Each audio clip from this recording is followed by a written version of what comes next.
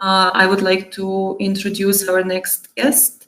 It's a mastermind behind creating NaTakallam, a platform which pairs displaced people with learners around the world for a language practice over Skype.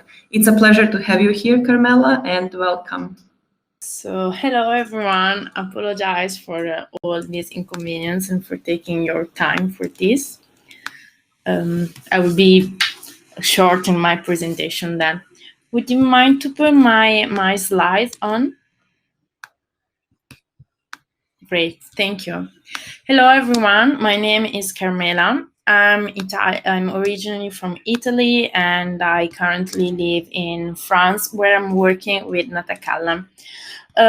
Today I would like to talk to you about NaTakallam, and more than this, I would like to tell you about the 110 people and the 110 people out of the 70 million people that they've been forced to leave their home country or their hometown due to conflict, political or economical tension. NaTakallam is not just the story of this number, but it's the story of a single person. So I will briefly give you a short overview about like the people with who we are working. I will tell you the story of Raif. Raif is a 32 years old guy from Syria. From a country that he had to leave due to the conflict, and when then he was forced to move to Lebanon. In Lebanon, he spent 5 years in clandestinity, and he did not have any identity, and he was suffering from being a refugee, from like not having any rights recognized, and therefore also not the right to work.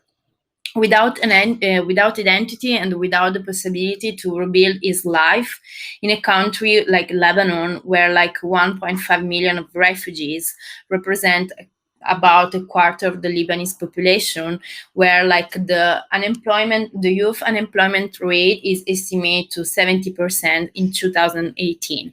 So you can imagine how difficult was the life for Raif in general, and then when we are talking also to have access to the job market.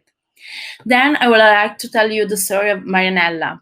Marianella is originally from Venezuela. She's 61 years old, and she's currently living in Costa Rica due to the political tension in her home country. She has a background in tourism. She's working for more than 10 years in a tourism agency, and she's now found herself and her life without a job, and not just only with the label of refugee, which, as we all know, it's already created a lot of constraints in facilitating the access to the job market, but also with an age which is making her not really interesting for the job market. So can you imagine how those people will find the force to start again in a new country when they are not just solely considered refugees, but also not enough interesting? So the legal status, the unemployment rate, the age, and all these factors are the factors that currently the job market is looking at for choosing the people to work with. But when we talk about refugees, but there is one element which I consider a fundamental element that is not really taken in consideration, and is the fact it's the background and the educational background of those people. The fact that the people like Raif, Marianella, Ismail, and I can name you all the more than 100 people that they are working with us, they are highly educated, and that their competencies and skills represent an engine for the local economy and broadly for the global economy. But this aspect is completely denied overall. So I mentioned local economy and global economy, but today there is also another term that we kind of heard somewhere, and it's digital economy. What is digital economy? Digital economy refers to an economy that is based on digital computing, computing technologies, although we increasingly perceive this as conducting business through markets based on the internet and the World Wide Web. What does NaTakallam do? NaTakallam innovatively leverage the internet economy and refugees' native language skills by vetting, hiring, and training them as online language partners and as translators and as moderators, and connecting them to language learners worldwide. NaTakallam thus provide displaced person with access to income, marketable skills, and a restored sense of dignity and purpose. Because what we are talking here today is not like just different categories like and sectors like job market and then people and their legal status. What we are talking here is like how we also know how work for everyone, how the work the job represents represent a lot of our time in our life, and we need to actually like the job is a way to give us dignity and to give kind of a purpose to our life. And for people that they have been lost everything, find this purpose in a job in a new country is something really, really important, as we were actually highlighting during these last 5 years through the testimonies of the people that we are working with. So Khaif, Marianella are not just considered as refugees with NaTakallam, but they are considered for their personality and their skills, and this makes them feel just human. On the other hand, NaTakallam, so those are like the benefits that the refugees they get from NaTakallam. But NaTakallam is operating on two sides, and so in the other hand, NaTakallam users, so language worldwide, have access to affordable language practice with native speakers, while directly contributing to the livelihood of the refugees partner. So NaTakallam, as a byproduct, increases dialogue and intercultural understanding between sides, often polarized in the media political spheres. I mean, we have been heard in the past 5 years about the refugees crisis. We have been imagining refugees just staying in a camp. But what there is really behind this label? So through NaTakallam, people they can go behind this label and really understand what are what are the conditions, but also in which they are living, but also what are their stories and their interests and their passion.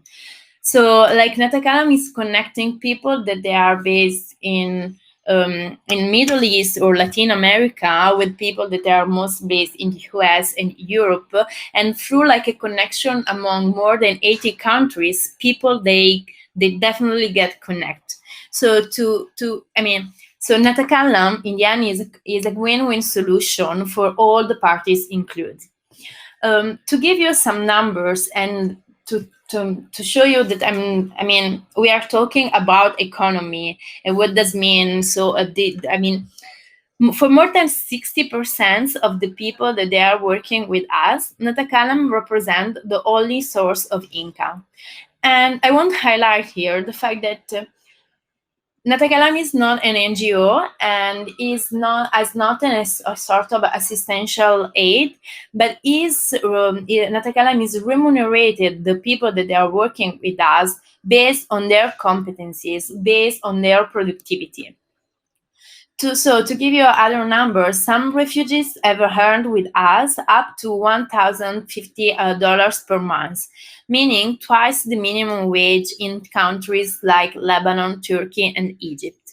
More than 110 displaced people and have been connected with more than 40,500 individuals in more than 80 countries. In all these aspects, what is so the role of technology?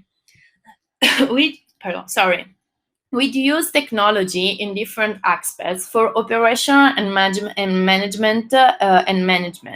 So through web-based system, Khaif, Marianella, and the other conversation partner or translator, they can get connected. and as well as with the rest of the core team, beyond any geographical border, can set up their work as language instructor or translator. The web-based system allows them to have access to materials and contents to create and structure their session, but at the same time also to register and track the amount of work done, as well as their agenda, and to organize their work. Apart from this, and all this through basic technology system. Apart from this, the technology helps in creating the networking. It's already well known the power of technology to create links between people. And this power through NaTakallam has even a stronger impact, since some of the programs that we provide are aimed to create not just a link, but build a cultural bridge based on the knowledge of both countries. We just launched a new program called Refugees Voices in DIV that delivers inclusive perspective on global affairs to organizations through virtual dialogues with refugees and displaced by conflict. Through moderated one-hour session, audience learn firsthand from a refugee about their personal story, their perspective on the conflict, how they have been rebuilding their life, and their perspective of returning home. Following the presentation, participants engage in a questions-answer session with refugees that can encompass broad topics and international affairs, or simply details like buying grocery in a language that they do not understand. So this type of program, it's fostered this human connection, and all this is possible to the new technology and to new and basic technology.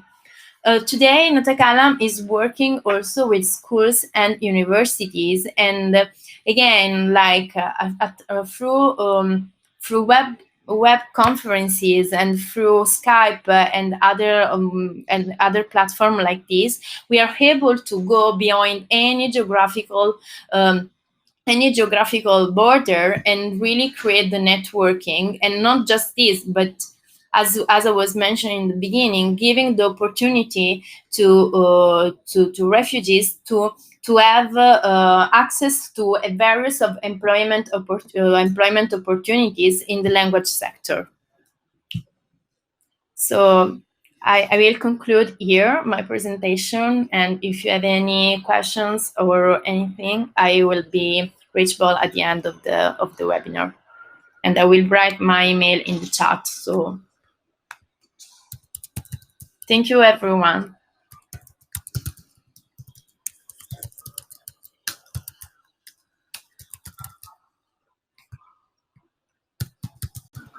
Thank you, Carmela, for this great presentation and introduction of the work of NaTakallam and its importance. It was really a pleasure to listen to you